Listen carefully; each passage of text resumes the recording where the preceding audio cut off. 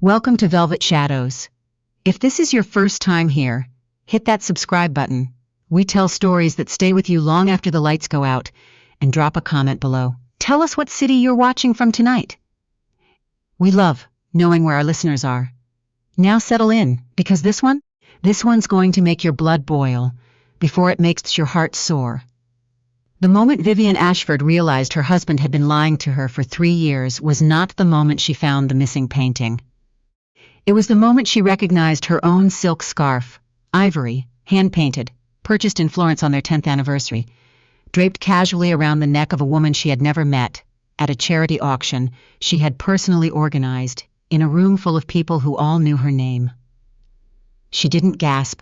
She didn't reach for her champagne. She simply stood at the top of the venue's grand staircase, one gloved hand resting lightly on the marble railing, and looked down at the woman wearing her scarf like it was nothing more than an accessory grabbed from a discount rack. Vivienne was 44 years old. She had built the Ashford Foundation from a folding table in a borrowed office space to one of the most respected arts philanthropy organizations in the northeastern United States. She had written the checks that funded 3 wing renovations at the Metropolitan Museum. She had a manner of listening to people that made them feel, briefly, like the most important person in any room, which was, her closest friends had always said, both her greatest gift and her most dangerous quality. She had also, for the last 6 months, been quietly building a case. His name was Theodore Ashford. Theo to his friends, which was a long and carefully curated list. He was 51 silver, as at the temples, in the way that photographed well, and possessed of a particular brand of charm that worked best in rooms with good lighting and open bars. He had come from old money that had thinned considerably by the time Vivienne met him at a gallery opening in Boston. She'd been 29, freshly minted as the youngest director in the city's Arts Council, and he had walked up to her in front of a Klee reproduction and said something so perfectly calibrated to impress her that she had, later, wondered if he'd researched her beforehand. She had never asked. That was perhaps her first mistake. They had no children. They had a brownstone in the Back Bay, a summer place on the Cape, and a marriage that functioned beautifully as long as Vivienne kept moving forward and Theo kept being seen beside her. For a long time that had been enough. The cracks came quietly, the way they always do. A dinner reservation he forgot, an anniversary that required 3 reminders, calls that went to voicemail in the middle of the afternoon when he had no meetings scheduled. She had noticed each one and filed it away, not because she was suspicious, but because Vivienne Ashford noticed everything. It was simply the way her mind worked. The paintings had been the thing that changed it from suspicion to certainty. The Ashford collection, Vivienne's collection, though legally it bore both their names, included 11 works. 7 she had purchased herself over the years. 2 had been gifted to the foundation by donors and kept in their home on temporary loan. And 2 were originals she had inherited from her grandmother, Adeline Harlow, a woman who had spent 60 years quietly accumulating work by mid-century women artists that no one else thought to take seriously, and who had left them to Vivienne specifically because she had written in her will, "You are the only one who will understand what they mean." The 2 paintings were by an artist named Celia Voss. Not famous, not yet, though the art world was beginning to correct that particular oversight. A small oil of a woman reading by a window, a larger, more abstract piece in blues and ochres that Vivienne had loved since she was 11 years old and first saw it in her grandmother's sitting room.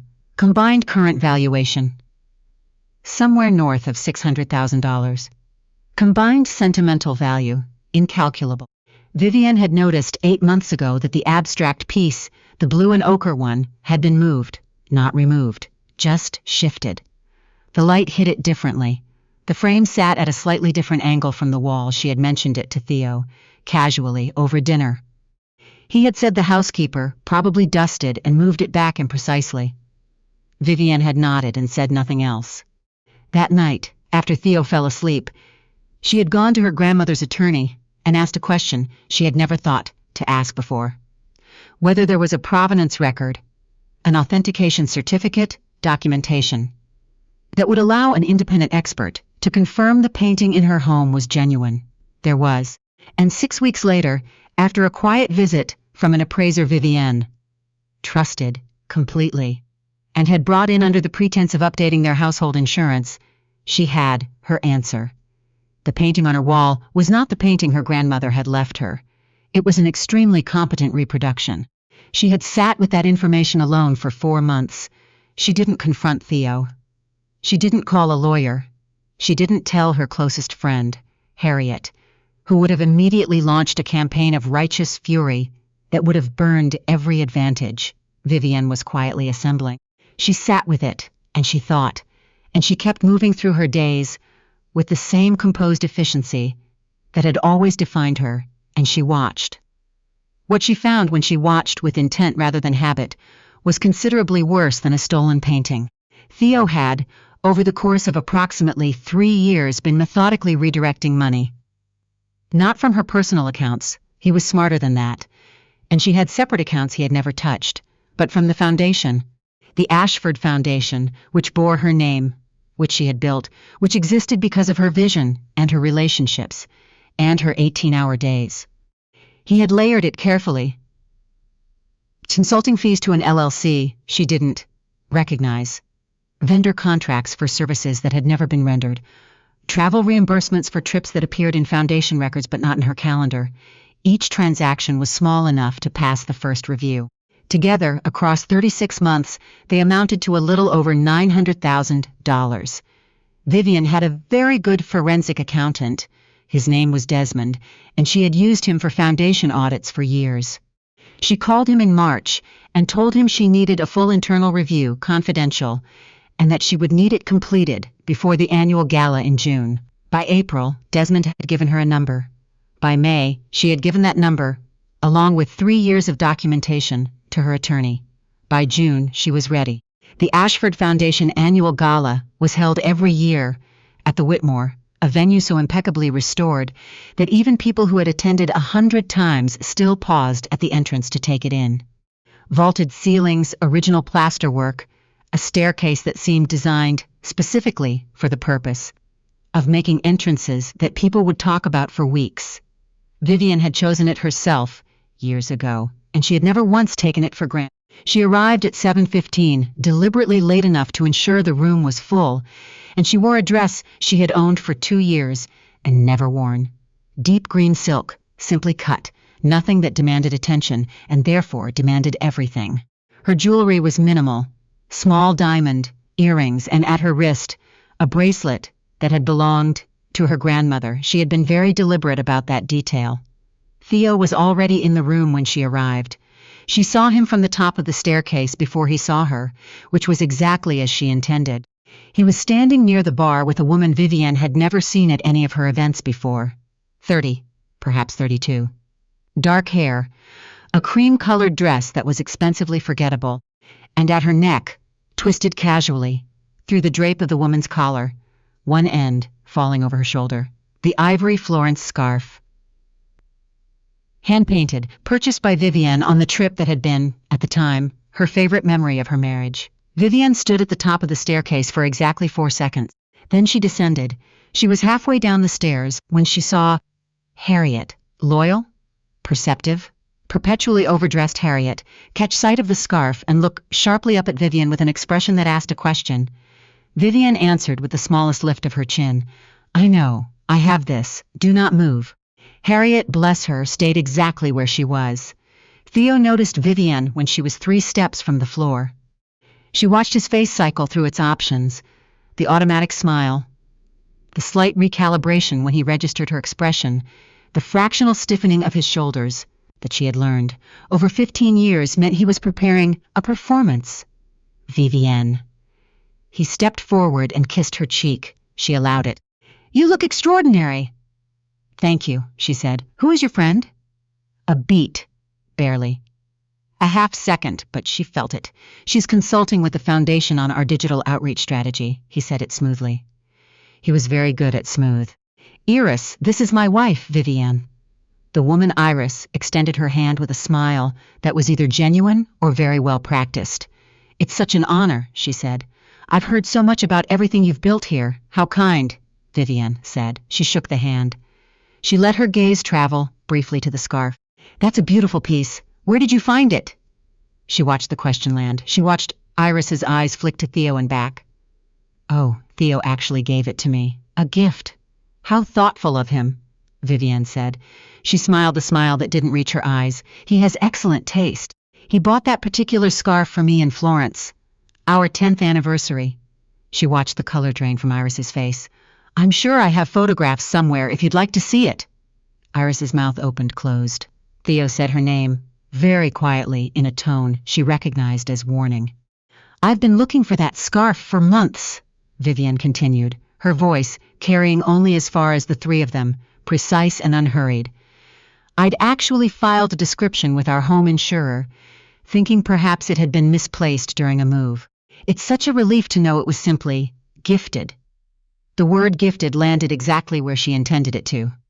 She excused herself before either of them could respond.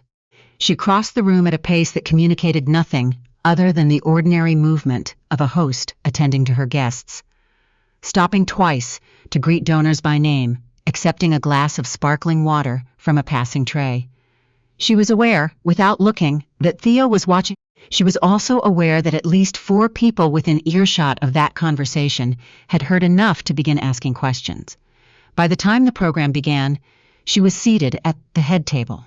Theo, who had been scheduled to sit beside her, took his seat without making eye contact. The program ran as designed. Remarks from 3 grantees, a short film about the Foundation's reach, dinner service. Vivienne gave her annual address. She had written it herself, as she always did, and she delivered it with the steady warmth that donors expected and journalists reliably quoted. She thanked her board, her staff, the artists and institutions the Foundation supported. She did not look at Theo while she spoke. She didn't need to. Dessert was served. The dancing began. The room softened into the particular ease of a successful evening, and it was during that softening, when people were on their 2nd or 3rd glass of wine and conversations grew looser and more candid, that Vivienne excused herself from the table and walked to the corner of the room where Harriet was waiting. How bad is it? Harriet said, which was not a question. The scarf is the least of it, Vivienne said.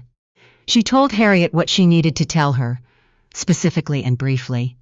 The paintings, the Foundation accounts, the attorney, the documentation that had been, as of that morning, submitted to both the district attorney's office and the Foundation's board of directors. She watched Harriet's face travel through shock and fury, and something that looked almost like awe, settling finally on an expression of fierce and quiet satisfaction. What do you need from me? Harriet asked. Nothing tonight, Vivienne said. Tonight, I just need you to know. At 10:45, Iris found her. Vivienne had not expected this. She had expected Iris to leave early, or to position herself close to Theo for the remainder of the evening in a manner that Vivienne would graciously ignore. She had not expected the woman to walk across the room toward her with a purposeful step and an expression that was clearly rehearsed but also, beneath the rehearsal, genuinely distressed. Mrs. Ashford. Iris stopped a respectful distance away. I need to speak with you. Of course, Vivienne said, and gestured to 2 empty chairs near the window they sat. I didn't know about the scarf, Iris said. I know how that sounds. But he told me it was something he'd bought in Paris at a vintage store. She paused. I've suspected for a while that some of the things he's given me might not have been. She stopped. Purchased, Vivienne said. Yes. Iris looked at her hands. I found something last week. A receipt in the lining of a bag he gave me. It had your name on the original purchase. Vivienne waited. I came tonight because I thought. I don't know what I thought. Iris looked up. Her eyes were dry. Vivienne noted. Whatever she was feeling, she was managing it carefully. I thought you should know that I have it, the receipt, and that I'm not interested in protecting him. Vivienne studied the woman across from her for a long moment. My attorney's name is Patricia Wells, she said finally. I can give you her card. If you have documentation that's relevant, she'll know what to do with it. Iris nodded. Vivienne reached into her clutch, produced the card, and held it out. Then she said quietly, the scarf. Iris reached up without hesitation, unwound it from her neck, and placed it carefully in Vivienne's waiting hand. "Thank you," Vivienne said. She folded the silk and set it in her lap, and she did not look at it again for the rest of the evening. Theo left the gala at 11:20, without saying goodbye. Vivienne noted the departure from across the room and turned back to her conversation without missing a word. At 11:45, the final guests began making their way toward the coat check.